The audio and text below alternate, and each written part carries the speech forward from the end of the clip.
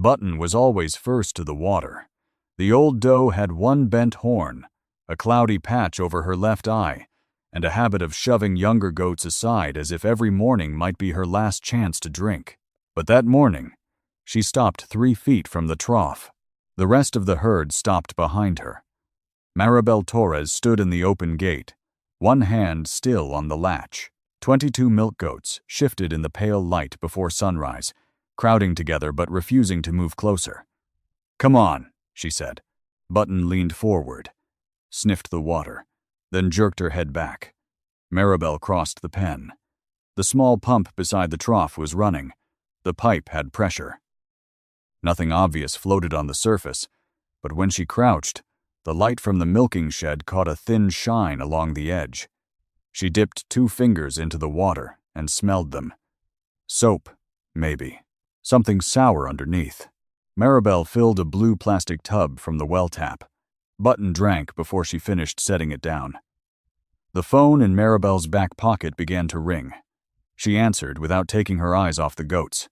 The dairy buyer had placed the previous day's milk on hold.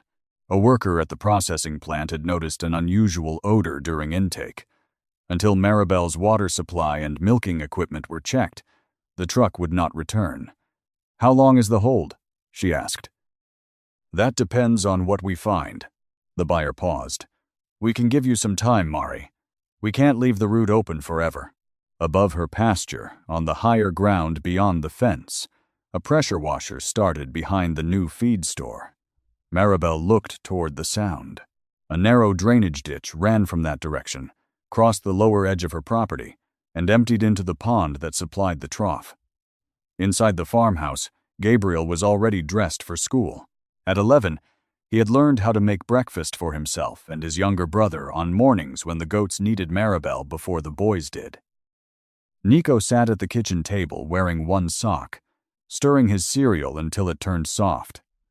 "Milk truck late?" Gabriel asked. "They're checking yesterday's load." Maribel opened the stack of envelopes beside the fruit bowl. The feed bill was on top.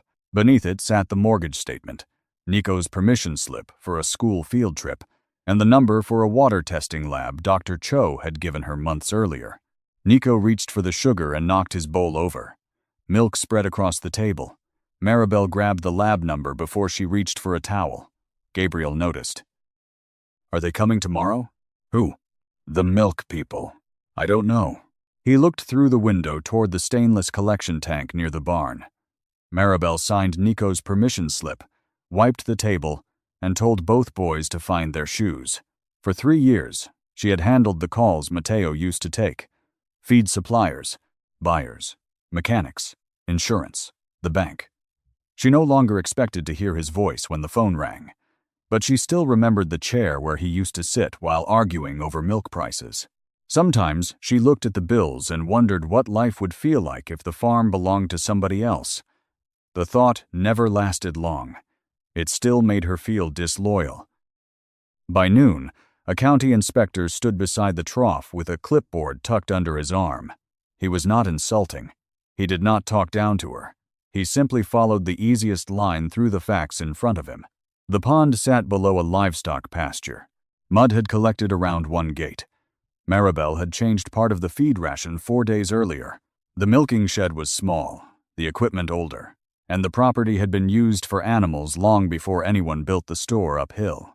He asked about cleaning schedules, medications, feed changes, and the age of the milk lines. Maribel gave him everything she had. "I wash the equipment after every milking. Dr. Cho checked the herd last month. No new medication. No mastitis problem. You changed feed? The supplier substituted one ingredient." He wrote that down. "The goats will drink from the well," Maribel said. "They won't drink from the pond line. Animal behavior can point you toward a problem. It can't identify one. It can tell you they know the water is different." The answer came out sharper than she intended. Before the inspector replied, a pickup stopped on the road above them. Calvin Rusk climbed out, wearing a pale green shirt with the feed store logo over the pocket. He had opened Rusk Farm and Feed 2 months earlier, on 12 acres uphill from Maribel's land. The store carried livestock feed, fencing supplies, seed, minerals, and enough new equipment to make a small farmer feel behind before reaching the register. Calvin walked to the fence. "I heard there was a water complaint." "There's a water problem," Maribel said. "Our wash area drains into a containment system. A licensed contractor installed it. The inspector asked whether the system had been checked since the store opened. It was built according to the site plan," Calvin said. "We haven't had any other complaints." "You haven't had any other ponds below you," Maribel said. Calvin looked past her toward the goat pen. "That pond has livestock above it." "It was here before my business." Maribel pointed toward the ditch. "Then help pay for a neutral test. One sample near the property line, one at the pond. I'm not paying to build a case against my own store. I asked you to test the water. To most people, that sounds like the same thing." The inspector finished his walkthrough and told Maribel he could not identify the source from what he had seen. Until she produced better information, the most obvious possibilities remained on her property. That afternoon, the buyer extended the hold. Maribel spent the next 5 days trying to prove the problem was not hers. She emptied the new feed from the bins and bought a replacement ration she could not afford. She flushed the milk lines twice. She scrubbed fittings that were already clean and carried well water to the goats in every container she owned. The well pump ran longer than usual. At night, it began making a dry clicking sound before it shut off. The goats' milk production dropped after the sudden feed change. That made her records look worse, not better. On Wednesday morning, Nico reminded her that he needed something for Pioneer Day at school. "I'll check the hall closet tonight," she said. She remembered after 10, when both boys were asleep and the evening milking equipment still needed to be put away. Her right wrist hurt whenever she closed her hand. Dr. Lena Cho came the next afternoon. She checked temperatures, eyes, mouths, udders, and the general condition of the herd. She stood in the pen while Button tried to chew the edge of her jacket. "I don't see an infectious pattern," Lena said. "So it's the water." "That isn't what I said. You said the herd isn't sick." "I said I don't see a herd illness that explains all of it." Maribel folded her arms. Lena glanced toward the pond. "If you test the water, don't take one sample and expect it to answer everything. You need different locations, you need timing. I need an answer before the buyer replaces me." "I know." Maribel heard sympathy in her voice and disliked it, though Lena had done nothing wrong. That evening, she filled a clean jar from the edge of the pond, sealed it, and drove it to a private laboratory before closing. She paid with money set aside for the electric bill. The report came back 2 days later. It showed unusual residue and elevated organic material. Below the results, a paragraph explained what the test could not establish. The sample did not identify a source. It did not show when the material entered the pond. Because Maribel had collected it herself without a documented procedure, it would have limited value in any formal review. She read the paragraph twice at the kitchen table. She had spent most of her remaining cash to prove the pond was dirty. She had already known the pond was dirty. Then the water stopped behaving the way she expected. A hard rain came through on Saturday evening. Sunday morning, Button drank from the pond trough without hesitation. Tuesday stayed dry. At sunrise Wednesday, the goats would not touch it. Maribel began writing down everything she could remember. Rain, milk volume, feed changes, the days she switched to well water. The mornings she smelled soap near the trough. The times delivery trucks climbed the road to the feed store. She wrote on the backs of old envelopes, because the notebook she wanted cost $8. Gabriel found her after dinner, moving papers into crooked rows across the kitchen table. "You need columns," he said. "I know what I need." He picked up a ruler. "I can make them." I said, "I've got it." Gabriel set the ruler down. "Okay." A minute later, Maribel noticed he had stopped looking at her. The next morning was dry and warm.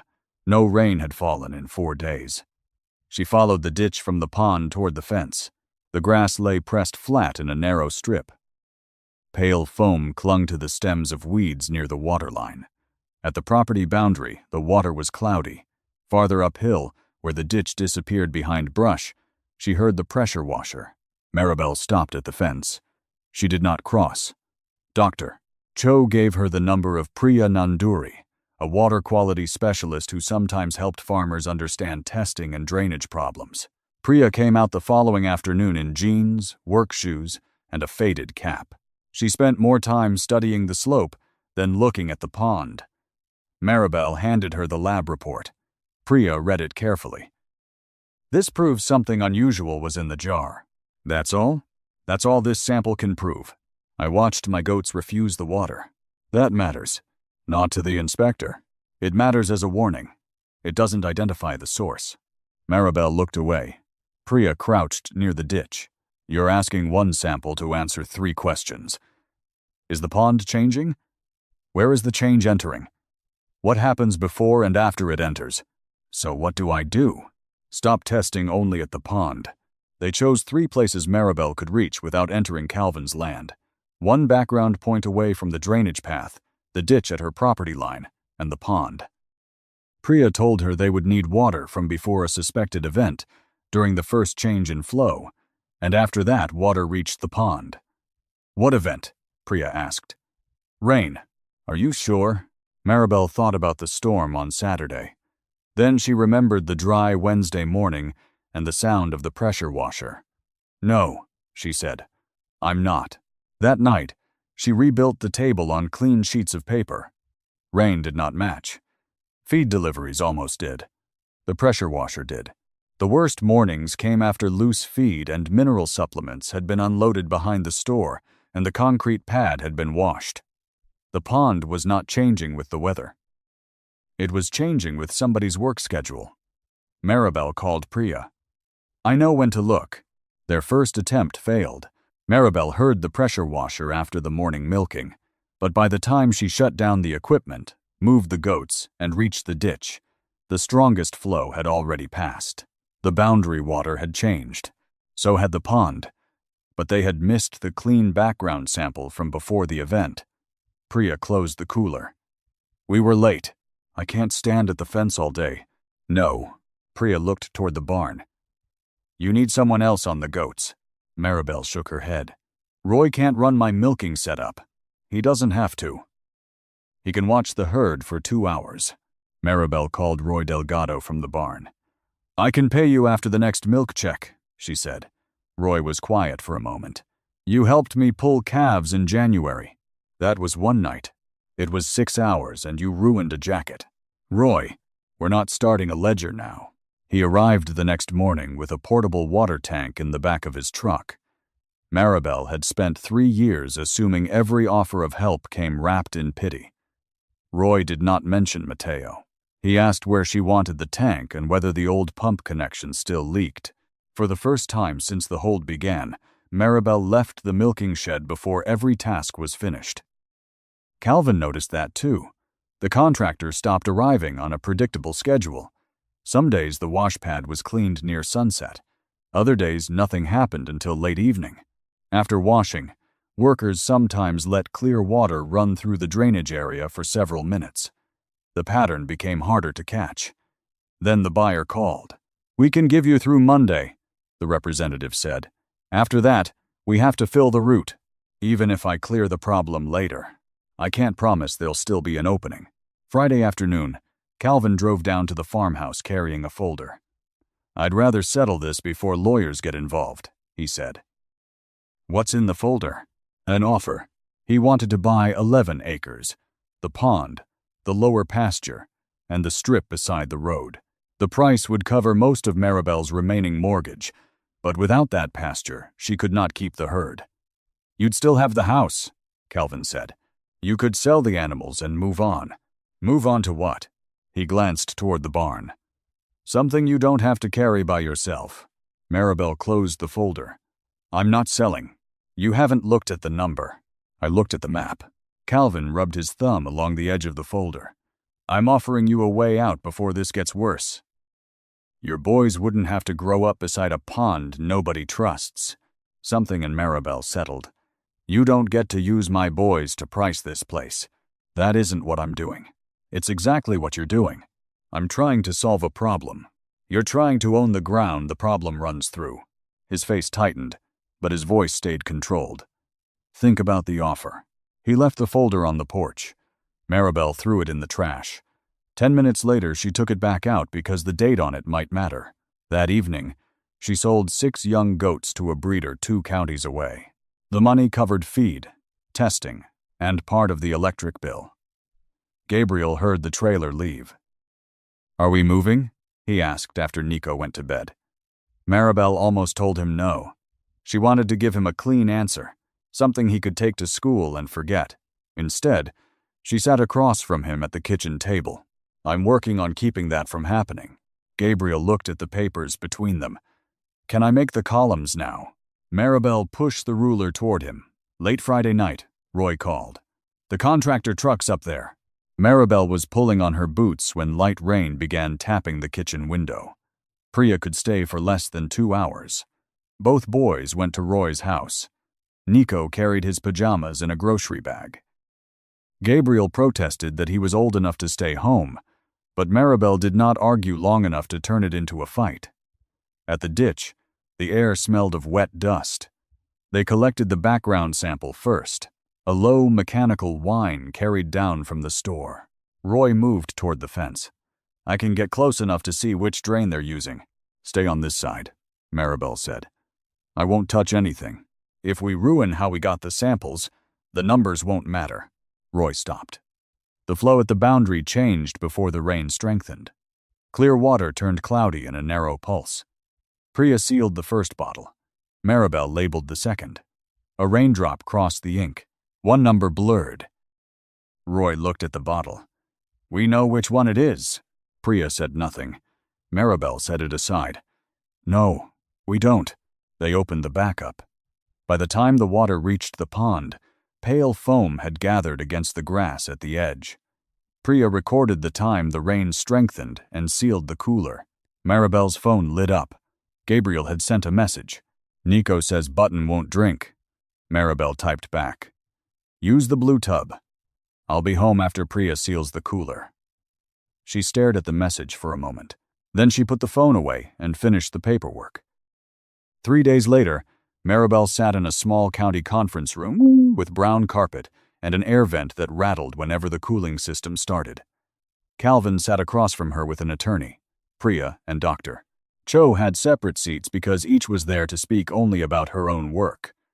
Calvin's attorney began with the weaknesses. The rain complicated the timing. The pond had existing agricultural exposure. Maribel had changed feed during the same period milk production fell. No sample had been taken from inside Rusk Farm and feed. None of that was false. Priya explained what the sequence did show. The background point remained comparatively stable. The water at Maribel's boundary changed first. The pond changed afterward. The first boundary change began before the rainfall increased enough to explain the pattern by itself. Dr. Cho explained that the herd records did not support a contagious illness or a broad breakdown in animal care. She did not claim that proved the store caused the problem. Then the county representative turned to Maribel. What are you asking us to conclude? Maribel placed Gabriel's chart on the table. I can't tell you what Mr. Rusk intended, she said.